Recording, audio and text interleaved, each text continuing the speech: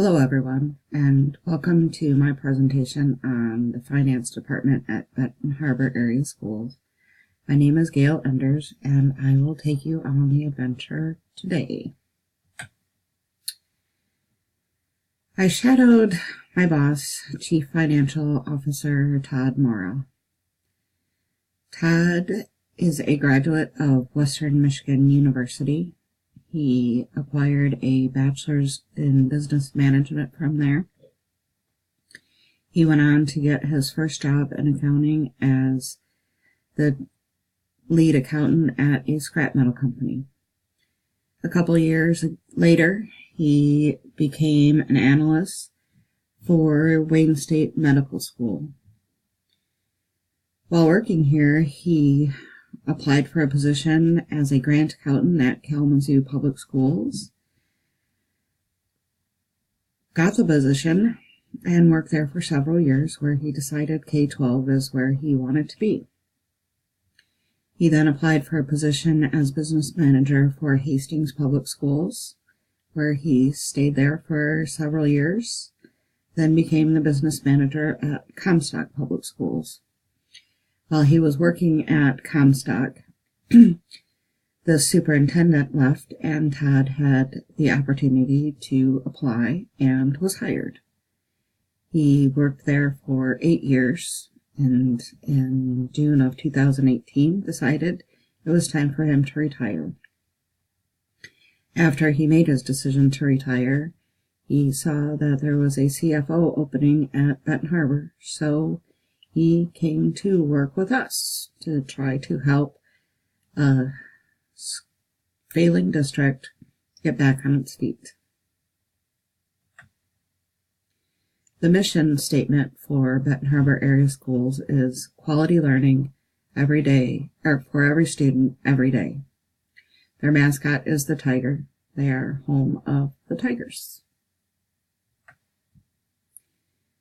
The day I shadowed Todd, although we work next to each other every day, it was interesting to shadow him because I got to see different things that he works on that I don't. So on this day, he was working on his budget revision.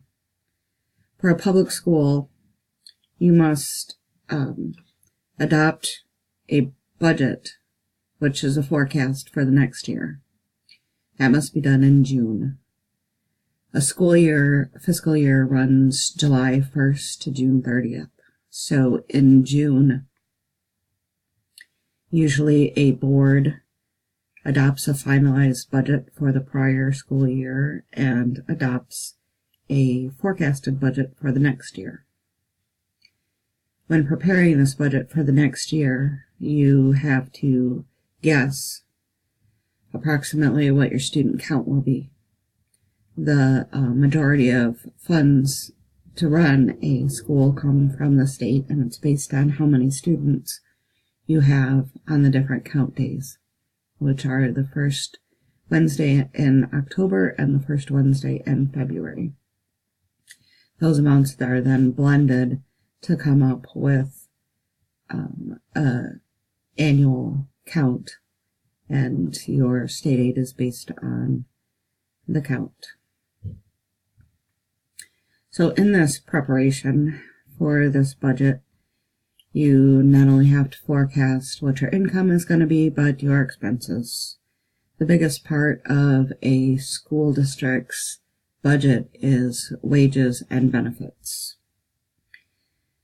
You calculate how many students, how many teachers will be needed. Then you look at supplies, curriculum, and after that you go into the overhead, the utilities, the maintenance, custodial, transportation, that sort of thing. Working in this district is different because we are under strict supervision of the Department of Treasury and the Michigan Department of Education. Reports have to be sent to them monthly. They want to know what our financial position is, what our cash flow is. They are interested in how students are doing academically, if we're keeping up with other districts. So a lot of extra reporting has to be done because we are a failing district with a huge deficit. I've done a SWOT analysis of the district to show our strengths, weaknesses, opportunities, and threats. I'm not going to read each of them, but I will go over the most important ones that I feel. Luckily, at Benton Harbor, we have strong community support. Nobody wants to see their district go away. So the community works very hard. They have allowed Benton Harbor to have a sinking fund, which a sinking fund is kind of like a bond. It's a voter approved amount of money that is paid with your taxes. Ours is 2%, which this 2% can only be used on facility improvements, facility purchases, major repairs. Can't be used on any day-to-day things. It can also be used for technology infrastructure, and we can purchase some large dollar technology or IT things with this money. Another interesting thing about the school district is the age of the facilities. The school district has been around for many years, and at one time had 13 buildings they were operating, not counting the administration building and transportation building.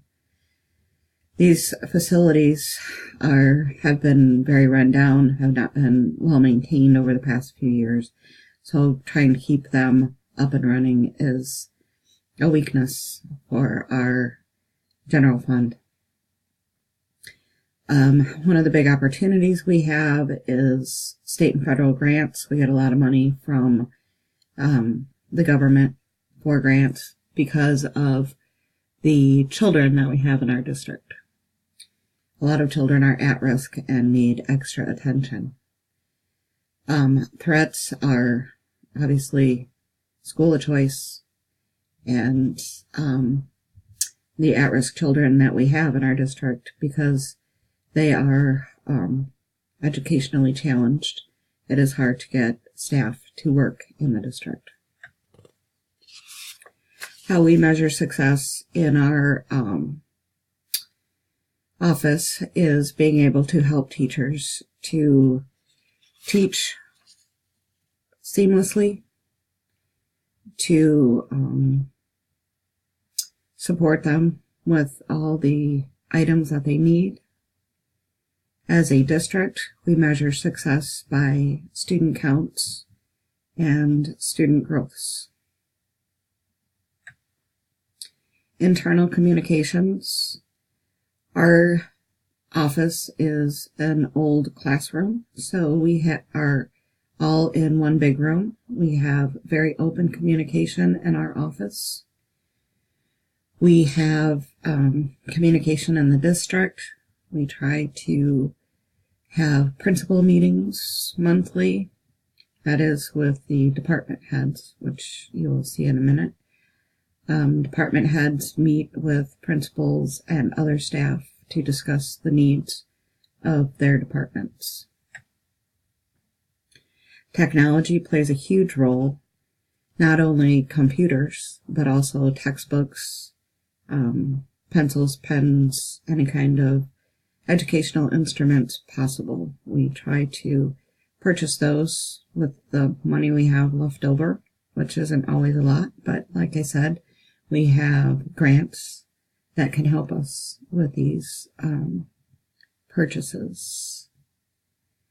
Responsibility, corporate responsibility.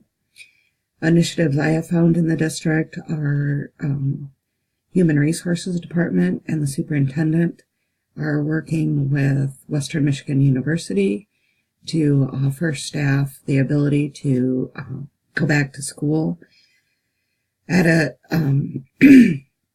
much lower cost. We partner with Teachers for Tomorrow that help people that already have a bachelor's degree to get a teaching certificate. Teachers are very hard to find at Benton Harbor. Communications in our district, as I said, we use a lot of meetings. We do several emails, telephone calls, instant messaging, text messaging.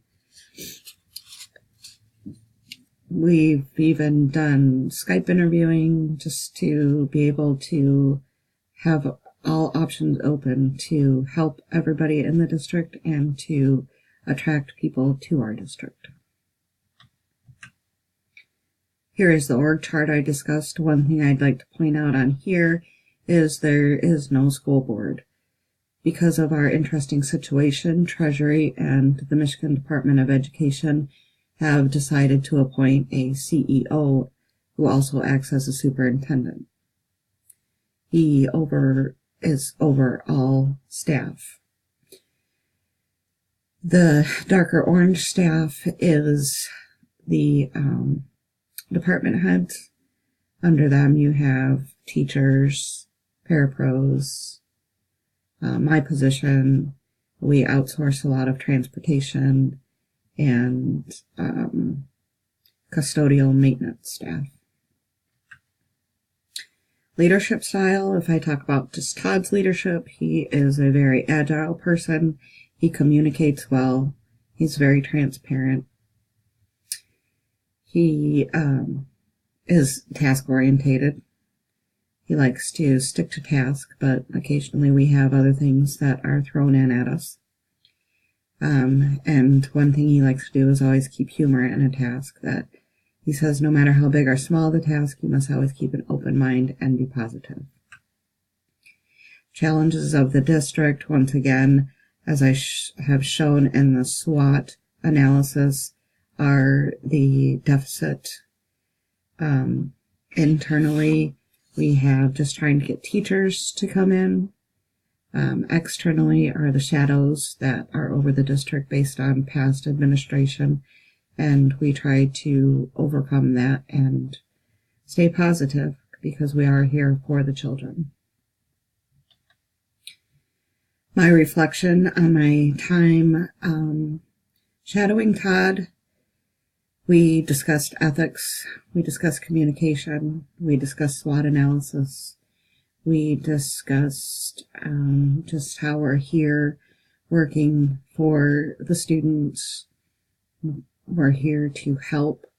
We're here to lead and be a positive influence for everyone we affect. As for my plans in the future, I think I may move on and work toward my master's degree. Working at the school system, I have found a good place here.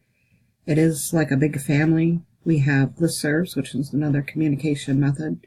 We can get on, and if we have any issues, talk to people in other districts.